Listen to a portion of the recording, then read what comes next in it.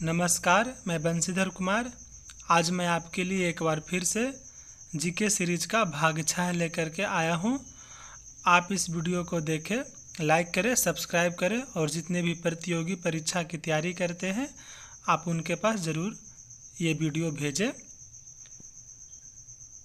बांध पुनर्वास और सुधार परियोजना किस वर्ष शुरू की गई थी? ऑप्शन ए 2012, बी 2009, सी 2021 और डी 2002। तो ये बांध पुनर्वास और विकास योजना 2012 में शुरू की गई थी। भारत सरकार ने विश्व बैंक के साथ विश्व बैंक के साथ 2012 में बांध पुनर्वास और सुधार परियोजना की शुरुआत की थी। कई एक और परीक्षा में पूछा गया है ये प्रश्न, और ये भी पूछा गया है कि भारत सरकार ने बांध पुनर्वास और सुधार परियोजना किसके साथ शुरुआत की थी? तो ये शुरू में वर्ल्ड बैंक था, फिर बाद में AIIB भी सहयोग प्रदान किया। AIIB का पूरा नाम एशियन इंफ्रास्ट्रक्चर इन्वेस्टमेंट बैंक। आप ये याद रखें। सबसे ज़्यादा बांध चीन में है, उसके बाद US में, United states of America USA, और उसके बाद अपना भारत में। कई एक बार परीक्षा में पूछा गया है कि सबसे ज़्यादा बांध कहाँ है, तो वो चाइना में है। सबसे ज़्यादा बांध दूसरे नंबर पर कौन है? तो ये अमेरिका है। कई एक बार पूछा गया प्रश्न, ये दारोगा में भी पूछा गया था, और भारत जो है वो तीसरे नंबर पर है। SSC में ये भी प्रश्न पूछा गया था कि भारत में सबसे ज़्यादा बांध किस राज्य में है? तो वो महाराष्ट्र है। MH मतलब महाराष्ट्र, सबसे ज़्यादा बांध महाराष्ट्र में ही है। अगले प्रश्न, भारत में पहली बार मारुति 800 कार लॉन्च करने के लिए भारत सरकार और सुजुकी मोटर कॉरपोरेशन के बीच इनमें से किस वर्ष में एक संयुक्त उद्यम पर हस्ताक्षर किए गए थे? हुआ ये कि 1983 में पहली बार मारुति सुजुकी 800 लॉन्च की गई थी। तो 1983 में ही एक जन थे दिल्ली के, तो ये मारुति 800 कार खरीदे थे 47,500 में। तो जो वो जन थे जो कि सोशल मीडिया पर ये फ़ोटो डाले थे, तो SSC के परीक्षा में, SSC CGL के परीक्षा में ये प्रश्न पूछा गया था कि पहली बार मारुति 800 कार कब लॉन्च किया गया था? तो ये 1983 में, लेकिन हस्ताक्षर हुआ था 1982 में। आप ये याद रखें, 1982 में भारत सरकार और सुजुकी मोटर कॉरपोरेशन के बीच हस्ताक्षर किए गए थे।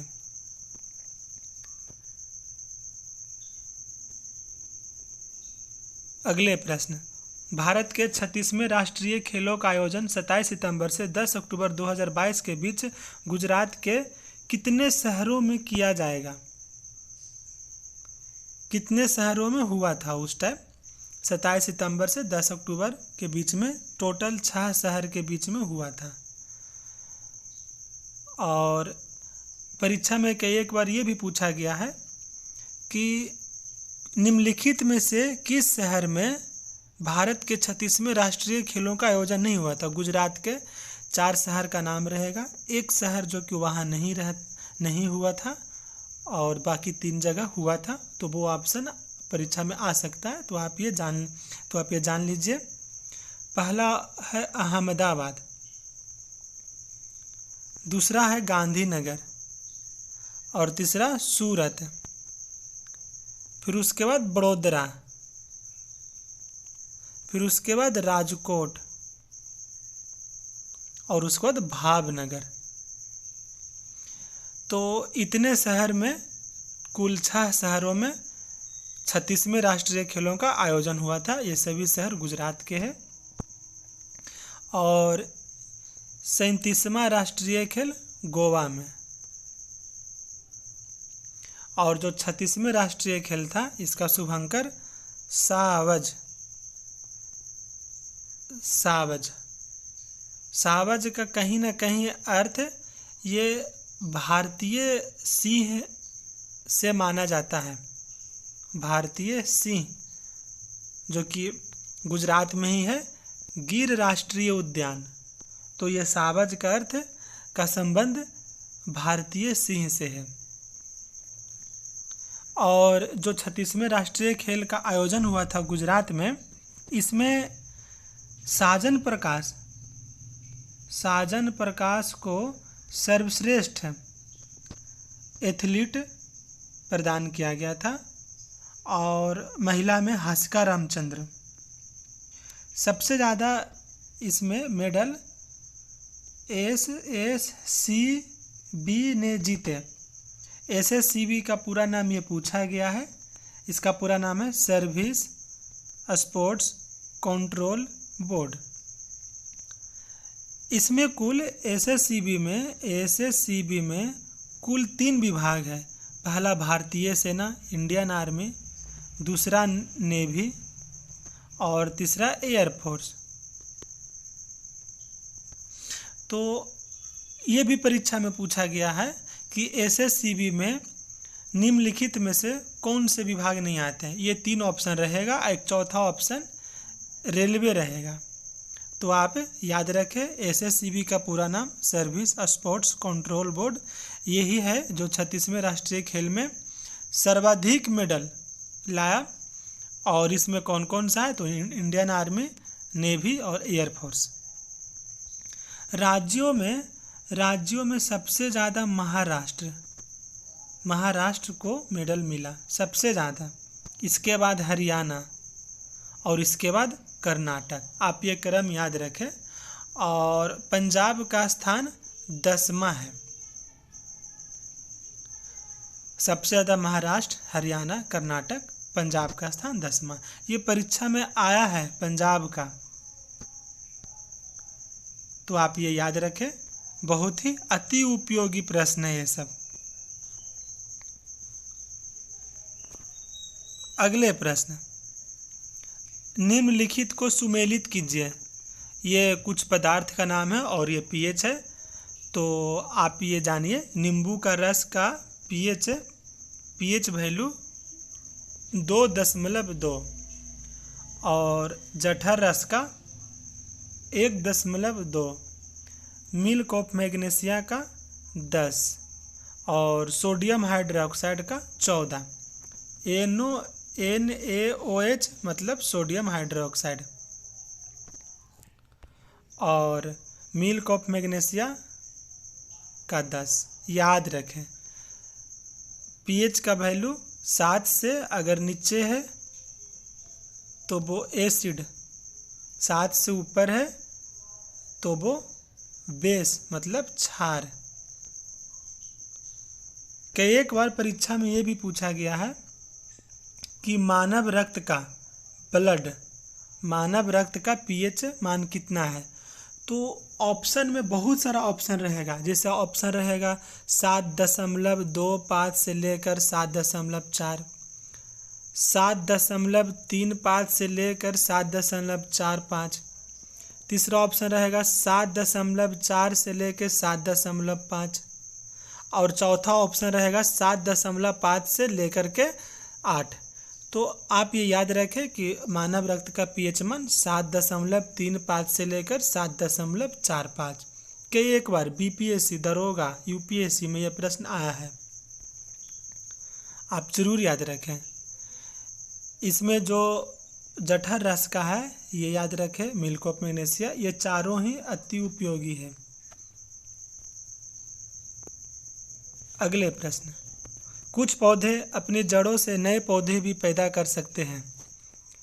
ऐसे ही पौधे का एक उदाहरण है तो शकरकंद।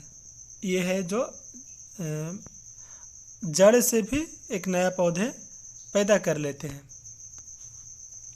अगले प्रश्न, जुलाई 2022 तक प्राप्त जानकारी के अनुसार पीएम विकास अल्पसंख्यक कार्य मंत्रालय के अधीन एक केंद्रीय क्षेत्र योजना है जिसे 2025-26 तक की अवधि के लिए 15वें वित्त आयोग के चक्र के साथ संरेखित किया गया है। पीएम विकास जो योजना है, इसका पूरा नाम, पीएम विकास का पूरा नाम प्रधानमंत्री विरासत का संवर्धन, प्रधानमंत्री, पीएम से प्रधानमंत्री और वी ऐसे विरासत, के ऐसे का विरासत का, एस से संवर्धन। ये बहुत बार करीबन 2 से 3 बार परीक्षा में आया हुआ है कि पीएम विकास का पूरा नाम प्रधानमंत्री विरासत का संवर्धन। ये अल्पसंख्यक कार्य मंत्रालय के अधीन है, तो आप ये याद रखें। भारत का पहला गणतंत्र दिवस इनमें से किस वर्ष में मनाया गया था? तो भारत का पहला गणतंत्र दिवस 26 जनवरी 1950, 26 जनवरी 1950 को मनाया गया था। कम से कम आज तक 7-8 एग्जाम में ये प्रश्न पूछा गया है कि 26 जनवरी 1950 को कौन सा दिन था? तो इस दिन गुरुवार था, आप याद रखें। ऐसे तो आप रीजनिंग से बना ले सकते हैं कैलकुलेट करके, लेकिन जब आपको याद रहेगा तो आप परीक्षा हॉल में तुरंत अपना समय बचा करके आप ये प्रश्न का जवाब दे सकते हैं। 26 जनवरी 1950 को गुरुवार। और एक और पूछा गया है 15 अगस्त 1947 को कौन सा दिन था? तो आप शुक्रवार याद रखें, शुक्रवार।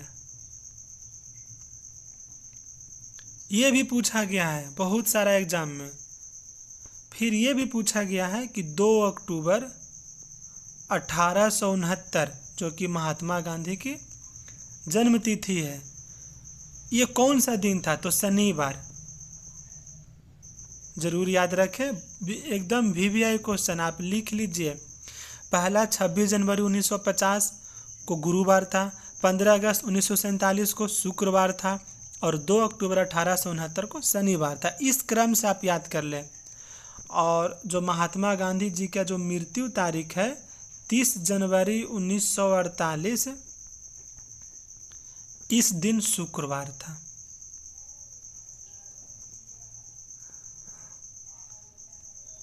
यूपी दारोगा में पूछा हुआ प्रश्न, आप ये याद रखें। ये माना जाएगा रीजनिंग का क्वेश्चन, लेकिन ये यदि आपको याद रहता है तो आप उस टाइम 1 सेकेंड में जवाब दे सकते हैं, मतलब आपको 59 सेकेंड का बचत है, आप याद रखें। अगले प्रश्न, भारत दक्षिण एशिया का तीसरा सबसे बड़ा देश है जो पृथ्वी के भू क्षेत्रफल के लगभग 2.3% भाग में फैला है। कहीं कहीं आपको 2.4% देखने को मिलेगा। यह दक्षिण एशिया का तीसरा सबसे बड़ा देश है। ये रेलवे ग्रुप डी में परीक्षा में पूछा गया है कि दक्षिण एशिया का तीसरा सबसे बड़ा देश निम्न में से कौन है? तो ऑप्शन के अकॉर्डिंग आप यदि कभी और पर ये प्रश्न आता है तो आप भारत चुनें। अगले प्रश्न, बंधन बैंक की स्थापना कब हुई थी? बंधन बैंक की स्थापना 2015 में। ये 4 से 5 बार पूछा गया है क्योंकि ये भारत का अभी हाल फिलहाल में 8th लार्जेस्ट बैंक है, आप याद रखें। और इसके अभी MD और CEO हैं चंद्रशेखर घोष, CS घोष, चंद्रशेखर घोष, जो कि एक बंगाली हैं। और घोष जैसा ही सरनेम है तो आप याद रखें, जहाँ जहाँ घोष सरनेम आ गया तो आप समझे कि इनका जो जन्मस्थली है वो बंगाल है। और जो बंधन बैंक है इसका मुख्यालय भी कलकत्ता में है। घोष जी भी कलकत्ता से हैं और मुख्यालय भी कलकत्ता है। ये वर्तमान में भी एमडी और सीईओ हैं। 2015 में ही एक और बैंक की स्थापना हुई थी, आप प्रचार में सुने होंगे, आईडीएफसी फर्स्ट बैंक।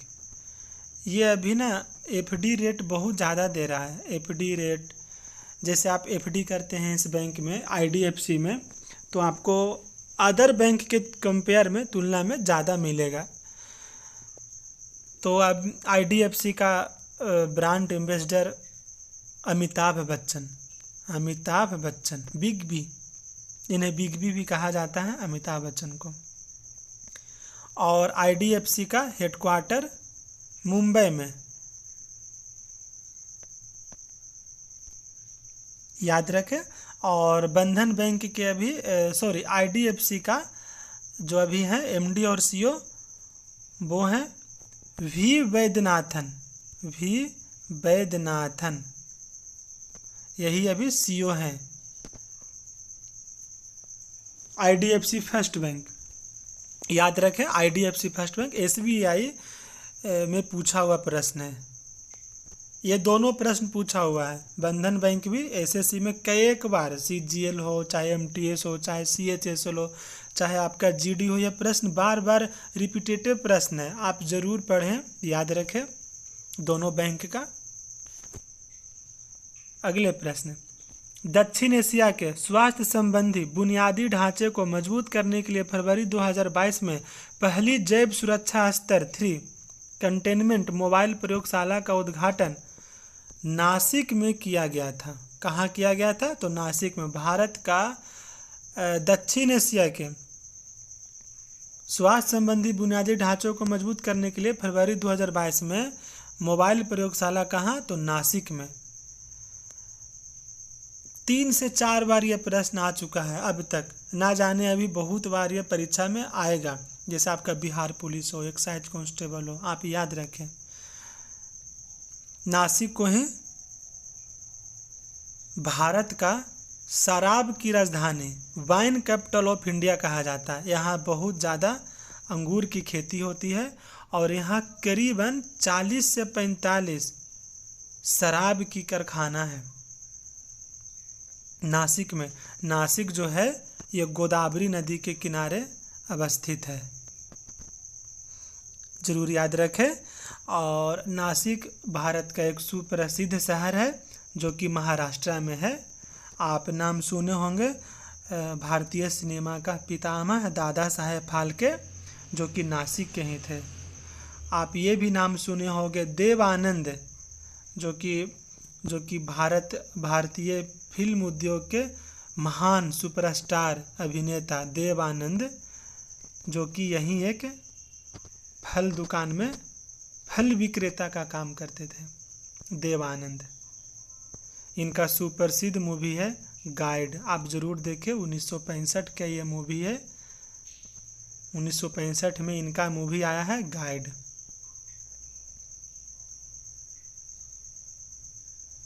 और नासिक जो है, नासिक के पास में ही एक त्र्यंबकेश्वर जगह है और त्र्यंबकेश्वर से ही गोदावरी नदी निकलती है। नासिक में ही सबसे ज़्यादा आजकल मैं देख रहा हूँ, ये ज़रूर मैंने 2-3 एग्ज़ाम छोड़ करके चौथा एग्ज़ाम में ये प्रश्न पूछा जा रहा है। पांडवलेनी गुफा जो कि ये कहाँ है? नासिक में।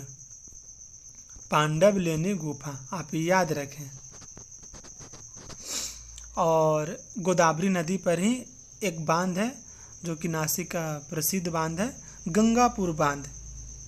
ये यूपी पीसीएस में प्रश्न आया है, गंगापुर बांध निम्न में से किस राज्य में है? Option Maharashtra, UP, MP, Chhattisgarh. आजकल के जो प्रश्न है जो प्रतियोगी परीक्षा में आ रहा है वो एकदम आधुनिक प्रश्न है, आपको कहीं लूसेंट चाहे स्पीडी में कहीं नहीं देखने को मिलेगा। आप इस वीडियो को देखें, इस चैनल से आप खूब फायदा उठाएं, बहुत लाभ उठाएं। यहाँ जो भी पढ़ाया जाएगा वो परीक्षा में ज़रूर आएगा, इससे बाहर कहीं नहीं आएगा। तो गंगापुर बांध जो कि गोदावरी नदी पर है, यह कहाँ है? नासिक में ही है गंगापुर बांध, याद रखें।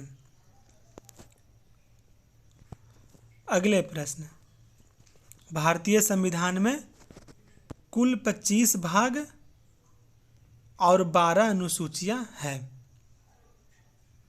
याद रखें, ये भी पूछा गया है। जैसे पूछा जाता है कि भारतीय संविधान में कितनी अनुसूचियां हैं, कितने भाग हैं, तो ये याद रखें। अगले प्रश्न, निम्नलिखित में से कौन सा पौधों में संग्रहित कार्बोहाइड्रेट है? तो पौधों में संग्रहित कार्बोहाइड्रेट स्टार्च है। एकदम कतई जहर प्रश्न है, बहुत सारा कंपटीशन में ये प्रश्न आते रहता है। यहाँ जो भी इस पीडीएफ में जो भी प्रश्न दिया गया है, ये जरूर आपके आने वाले एग्जाम में आएगा। चिपको आंदोलन के संदर्भ में गलत विकल्प का चयन कीजिए।